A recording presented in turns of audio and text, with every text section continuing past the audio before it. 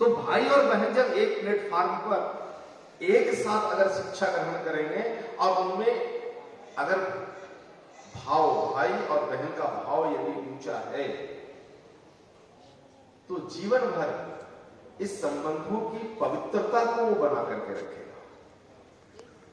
इसलिए इसको आप को एजुकेशन ना कहें।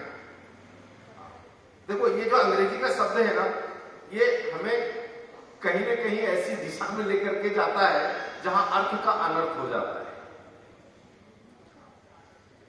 तो को एजुकेशन नहीं, लेकिन गुरुकुलों में भाई और बहन, बहन और भाई साथ साथ पढ़ने चाहिए, तभी वह पूरी गृहस्थी को सीख पाएगा। गृहस्थी में भाई की क्या मर्यादा है, बहन की क्या मर्यादा है, छोटी बहन की क्या मर्यादा है, बड़ी बहन का क्या मर्यादा है, बड़ा भाई क्या होता है, छोटा भाई क्या होता है, पिताजी को कितना सम्मान देना है, माँ को कितना सम्मान देना है, दादा का क्या स्थान है, दादी का क्या स्थान है, इन विषयों को कहां सीखेगा? इसी उम्र के पड़ाव पर सीखना है। इसलिए हमारे देश में ऋषि कुलीय व्यवस्था है। इसमें देखो केवल संकट यही है कि ऐसे व्यक्तित्व के लोगों को ढूंढना और उन्हें इस दिशा में काम करने के लिए प्रेरित करना। व्यक्तित्व की कमी है, ये मानता। अनेक जन्म संप्राप्तं कर्म बंध विदायिने आत्मज्ञान प्रसादेन तस्मै श्री गुरवे नमः। सम्मान्य गुरुजी, हरिशरण महाराज वृक्ष बाबा, उड़ीसा से बोल रहा हूँ। मेरा प्रश्न है, ये जो गुरुकुल परंपरा बनाने के लिए शिक्षा व्यवस्था कैसे होना चाहिए? किसी उम्र तक तो जो पिता माता जी को समझने के गुरुकुल के छुट्टी के लिए क्या व्यवस्था, इसका अनुशासन कहना होना चाहिए, कैसा बताइए, कृपया बुझाइए। ये प्रश्न जो है बहुत लंबा है, इसका उत्तर बहुत लंबा है। प्रश्न तो छोटा है आपका, लेकिन उसका उत्तर बहुत लंबा है और मुझे लगता है कि पूरा का पूरा एक सत्र इस पर हो तभी इसकी पूरी व्याख्या हो सकेगी। तो आज इस प्रश्न का उत्तर नहीं दे पाऊंगा, लेकिन 2 दिन का जो सत्र है उसमें कोशिश करूंगा मैं कि इसके व्यवस्थापन से संबंधित चीजों को रखूं, जितना कम से कम मुझे समझे।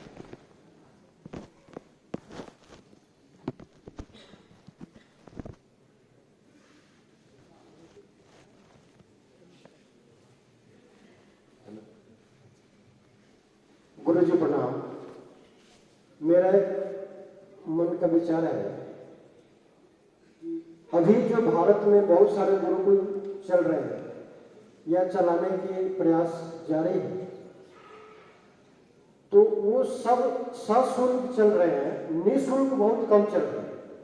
और हमारे जो पहले के समय में जो गुरुकुल चलते थे वो सब निःशुल्क चलते थे। तो अभी के समय में हर स्कूल वाले शुल्क लेकर के पढ़ाते हैं और गुरुकुल भी शुल्क लेकर के पढ़ाते हैं। तो स्कूलों में जो शिक्षा है वो प्रीपेड हो गया है, जितनी पैसा है उसके हिसाब से आप शिक्षा लेंगे। अगर कम है तो छोटे स्कूल में पढ़िए, ज्यादा है तो विदेशों में जाके पढ़िए।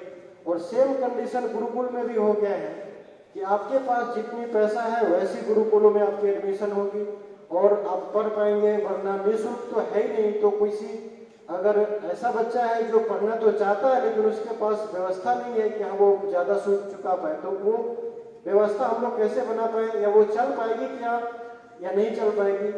अगर इसको थोड़ा आप जवाब दें। संक्षिप्त में मैं कह सकता हूं कि इसके 2 रास्ते निकल सकते हैं। यदि ऐसा गुरुकुल आर्थिक रूप से स्वावलंबी है तब ऐसा नियोजन हो सकता है, अथवा समाज के आर्थिक मदद से अगर ऐसा प्रयास हुआ है, चल रहा है, तब हो सकता है। लेकिन कोई गुरु यदि व्यक्तिगत रूप से चला रहे हैं और उनका खुद का सामर्थ्य नहीं है और समाज से भी कंट्रीब्यूशन नहीं है, तो निश्चित रूप से ऐसी स्थिति में जो अभिभावक अपने बच्चों को पढ़ाना चाहते हैं वे शिक्षा से आर्थिक मदद करके चलाएं। और देखो आज के समय में ये बिल्कुल उस रूप में चलना, मुझे नहीं लगता कि इन दो के अलावा कोई तीसरे रास्ते में चल सकता है। पहले जो गुरुकुल ऋषिकुल जितने भी रहे, ज्यादातर उनका जीवन जंगलों में रहा, जहाँ का जीवन और जहाँ की गृहस्थी स्वावलंबी हुआ करता था। कुछ खर्च नहीं था, खर्च जैसी कुछ चीजें नहीं थी उस समय। सब कुछ अपने आप स्वावलंबी व्यवस्था में चलता था। और जब कभी कुछ ऐसी जरूरत पड़ी तो उस समय के राजा उदार हुआ करते थे, जो गुरुकुलों के ऐसे प्रबंधन के लिए स्थान की व्यवस्था कर देना, उनके लिए और थोड़ी व्यवस्था कर देना, ये सारी चीजें चलती थी। लेकिन अभी ऐसा वातावरण नहीं रहा, अभी इस प्रकार की व्यवस्था नहीं है। आप देखो, बिल्कुल निःशुल्क कोई भी व्यवस्था को खड़ी करने की कोशिश करो, तब भी आपको सरकार को कर तो देना पड़ता है। आपने अपने लिए तो कुछ नियोजन नहीं किया है, समाज के लिए किया है, फिर भी वह कर मुक्त नहीं है। तो ऐसे समय में मुश्किल है, लेकिन धीरे धीरे हमें ये समझ हमारी सरकारों को, समाज में जो लोग आर्थिक रूप से संबल हैं, उनको, इन सभी को उस दिशा में ले जाने का प्रयास करना चाहिए। तो मैं इस शब्द को यहीं पर पूर्ण कर देता हूँ। समय हो गया है, 7:02 हो गए हैं। तो अब ज्यादा समय नहीं लेते हुए मैं कहूँगा माननीय विनीत राणावत जी से कि आपका जो युवावस्था जो भारतीय सेना में गया है, उसका भी अनुभव को समेटते हुए हमारे गौरवसिद्ध भाई बहनों को तनाव मुक्ति का रास्ता दिखाएं।